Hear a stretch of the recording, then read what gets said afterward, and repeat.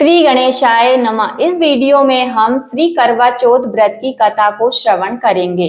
कार्तिक मास के कृष्ण पक्ष की चंद्रोदय व्यापनी चतुर्थी के दिन करवा चौथ का व्रत किया जाता है। पति के दीर्घायु एवं अखंड सौभाग्य के लिए इस दिन भाल चंद्र गणेश जी की अर्चना की जाती है। करवा चौथ में गणेश जी के व्रत की इस तरह से दिन भर उपवास रखकर रात को चंद्रमा को अर्घ्य देने के बाद ही भोजन या फलहार का विधान है। यह व्रत सौभाग्यवती महिलाएं अपने परिवार की परंपरा के अनुसार करती हैं। इस व्रत को 12 या 16 वर्ष तक लगातार किया जाता है। इसके बाद इसका उद्यापन भी किया जाता है। जो महिलाएं आजीवन करवा चौथ का व्रत करना चाहती हैं वे इस व्रत को कर सकती हैं। एक साहूकार के 7 लड़के और एक लड़की थी। सेठानी के सहित उसकी बहुएं और बेटी ने करवा चौथ का व्रत रखा था।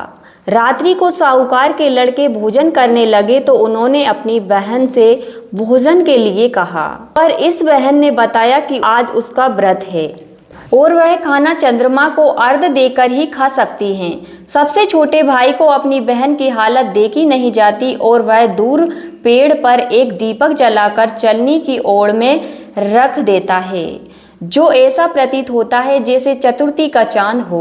बहन ने अपनी भाभी से भी कहा कि चंद्रमा निकल आया है, व्रत खोल लें, लेकिन भाभियों ने उसकी बात नहीं मानी और व्रत नहीं खोला। बहन को अपने भाइयों की चतुराई समझ में नहीं आई और उसे देखकर करवा से उसे अर्घ्य देकर खाने का नेवला ले लिया।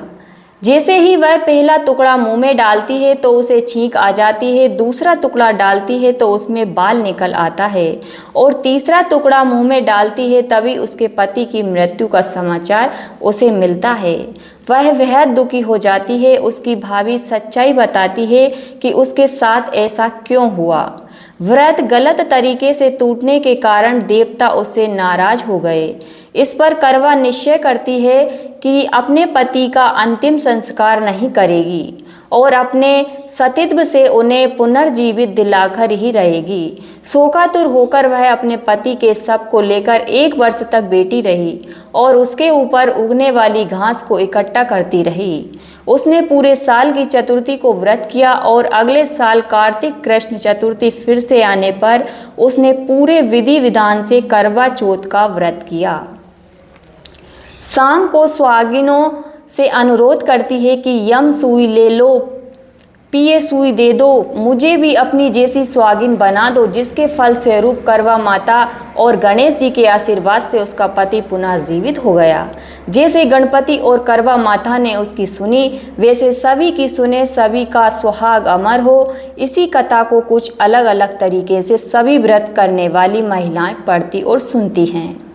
जय चौथ मैया और श्री गणेशाय नमः। बोलिए गणपति महाराज की जय, बोलिए चौथ मैया की जय। तो चा को श्रवण करते हैं। करवा चौथ की कहानी।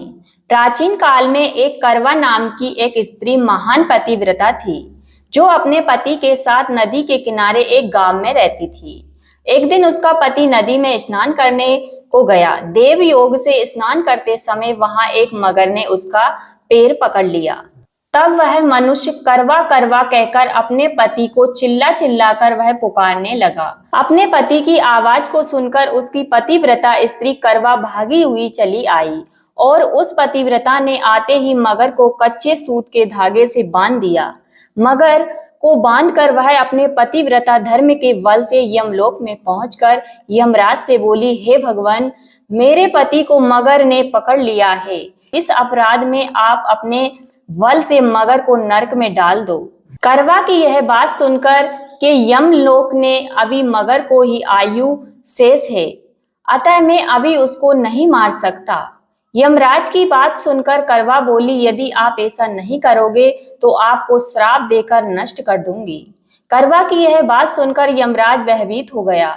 अंततः वह पतिव्रता के साथ जाकर उस मगर को यमलोक को पड़ा दिया और उसके पति को दीर्घायु होने का आशीर्वाद दिया। उसी दिन से ये करवा चौथ मनाई जाती है और व्रत रखा जाता है।